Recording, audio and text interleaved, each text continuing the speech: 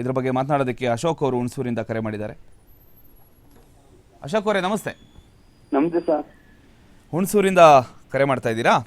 ಹೌದು ಸರ್. ಈಗ ಸಾಲದ ಸೂಲಕ್ಕೆ ಸಾಕಷ್ಟು ಜನ ಸಿಕ್ಕಾಕೊಂಡಿದ್ದಾರೆ. ರಿಕವರಿ ಮಾಡ್ತೀವಿ ಅನ್ನುವಂಥ ವಿಚಾರಕ್ಕೆ ಸಂಬಂಧಪಟ್ಟ ಹಾಗೆ ಈ ರಿಕವರಿ ಏಜೆಂಟ್ಗಳಿರ್ತಾರಲ್ಲ, ಹೌದು ಸರ್. ಹೌದು ಸರ್. ದಬ್ಬಾಳಿಕೆ ಮಾಡೋದು, ಸಿಕ್ಕಾಪಟ್ಟೆ ತೊಂದರೆ ಕೊಡೋದು. ನಾವು ನಾಳೆ ಕೊಡ್ತೀವಿ ಅಂತಂದ್ರು ಬಿಡ್ತಲ್ಲ ಸರ್ ಅವರು. ನಾಳೆ ಕೊಡ್ತೀವಿ ಅಂತಂದ್ರು ಬಿಡ್ತಲ್ಲ ಅವರು. ನಿಮಗೆ ಆ ಸಮಸ್ಯೆ ಆಗಿದೆಯಾ? ಆಗಿದೆ ಸರ್, ಅದಕ್ಕೆ ಫೋನ್ ಮಾಡಿ ಸರ್ ಈಗ.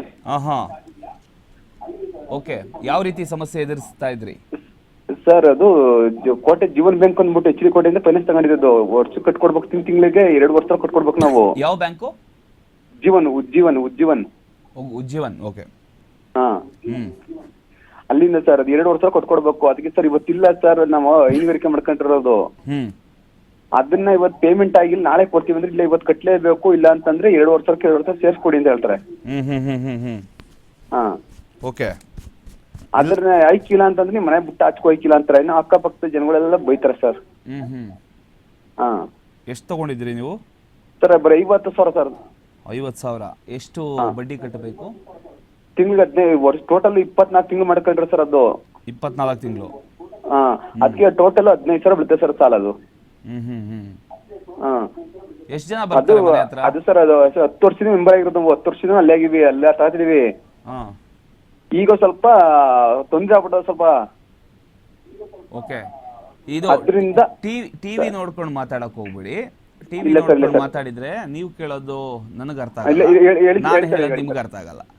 ಹೇಳಿ ಸರ್ ಈಗ. ಓಕೆ, ಸೊ ಈಗ ಎಷ್ಟು ಜನ ಬರ್ತಾರೆ ನಿಮ್ಮ ಮನೆ ಹತ್ರ?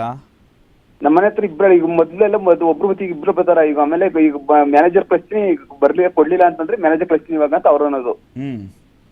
ಆಮೇಲೆ ದುಡ್ಡು ಕೊಟ್ಟ ಮೇಲೆ ಅವರು ನಮ್ಗೆ ಓದ್ ತಿಂಗಳು ಹಂಗೆ ಮಾಡಿದ್ರು. ದುಡ್ಡ ಕೊಟ್ಟಾಗ ನಮ್ಗೆ ಸೈನ್ ಮಾಡ್ಕೊಡಿಕ್ಕಿಲ್ಲ ಸರ್ ಅವರು, ದುಡ್ಡು ಕೊಟ್ಟ ಮೇಲೆ ಅವರು. ಅಂದ್ರೆ NOC ಕೊಡಲ್ಲ? NOC ಕೊಡಲ್ಲ ಸರ್ ಅದು. ಮತ್ತೆ ಹೇಗ್ ಕ್ಲಿಯರ್ ಆಗಿದೆ ಅಂತ ಗೊತ್ತಾಗತ್ತೆ? ಕ್ಲಿಯರ್ ಆದ್ರೆ ಕೊಡ್ತಾರೆ. ಅವರೇ ಫೋನ್ ಮಾಡ್ತಾರೆ. ಸಾಲ ಸಿಗಿದ ತಕ್ಷಣ ಅವರೇ ಫೋನ್ ಮಾಡ್ತಾರೆ. ಸಾಲ ಬೇಕಂತ ಅವರೇ ಫೋನ್ ಮಾಡ್ತಾರೆ. ಅವರೇ ದುಡ್ಡು ಕೊಡ್ತಾರೆ. ಕೊಟ್ಟಾದ್ರೆ ಪ್ರಾಣ ಇಡ್ತಾರನ್ನ. ಇವಾಗ 50,000 ಕೊಡ್ತಾರೆ, ಅದು ಕ್ಲಿಯರ್ ಆದ್ರೆ 1 ಲಕ್ಷ ಕೊಡ್ತಾರಾ? ಹಾ, ಹೌದು ಸರ್. ಈಗ ನಾವು ಮೊದ್ಲು 1 ಲಕ್ಷ ತಗೊಂಡು 1 ಲಕ್ಷ ತಗೊಂಡಿದ್ವಿ, ಸಾಕು ಅಂದ್ಬಿಟ್ಟು 50,000 ತಗೊಂಡಿದ್ವಿ. ಇವಾಗ ಮನೆ ಬಂದು ಪ್ರಾಬ್ಲಮ್ ಕೊಡ್ತಾರೆ ಸರ್ ಅವರು. ಅಂದ್ರೆ ಅವರೇ ಟಾರ್ಚರ್ ಕೊಟ್ಟು ದುಡ್ಡು ಕೊಡೋದು, ಆಮೇಲೆ ಮತ್ತೆ ಅವರೇ ಟಾರ್ಚರ್ ಕೊಡಕ್ ಬರೋದು? ಅವರೇ ಬರೋದು ಸರ್. ಆತರ ಮಾಡ್ಬಿಟ್ಟಿದ್ದಾರೆ.